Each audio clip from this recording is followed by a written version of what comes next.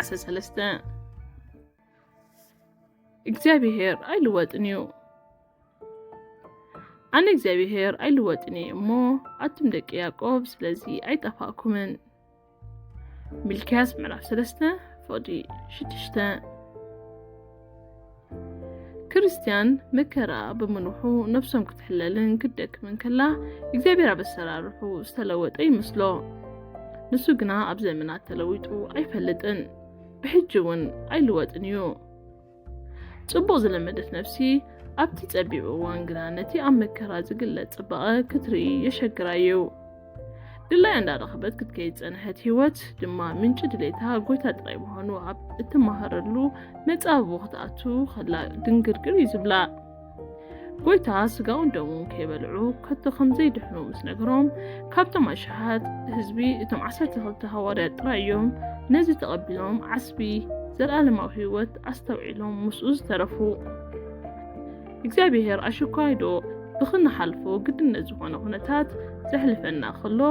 ናሕና ዘይእሙንነት ምዃኑውን እንተኾነ ከቶ አይልወጥንዩ ቅድሚ ኩሉ ነፍስና ክንሓታ ዘለና ሕቶ ክሳዕ እዛ ሰዓት እዚኣ ደው ንምባል መናኽኢልና ክኸውን ኣለዎ ብርግጽ እቲ መልሲ ጸጋ እግዚአብሔር እዩ እሞ ኸድኣ ኣብ ድኻምናን ብርታዕናን ኣብ መውደቕና ምትንስኣናን ንኽጾረና ዘይጨነቆ እግዚአብሔር እንታይ ስለ ዝተረኽበ እዩ ሕጂ ዝልወጥ ዝጽናዕ ጥቕሲ ኣምላክ የሒሱ ሰብ ኣይኮነን ከይጠዓስካ ወዲ ሰብ ኣይኮነን ንሱ ዝበሎስ ኣይገብሮን ዶ እተዛረቦስ ኣይፍጽሞን ዶ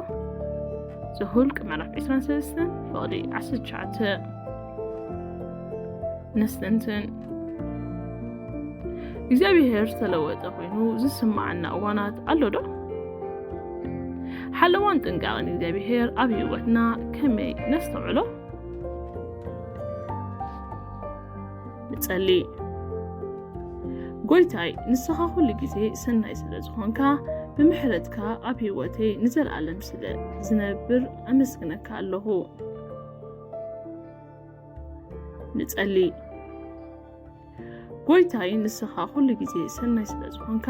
ምሕረትካ ኣብ ህይወተይ ንዘለዓለም ስለ ዝነብር ኣመስግነካ ኣለኹ ኣሜን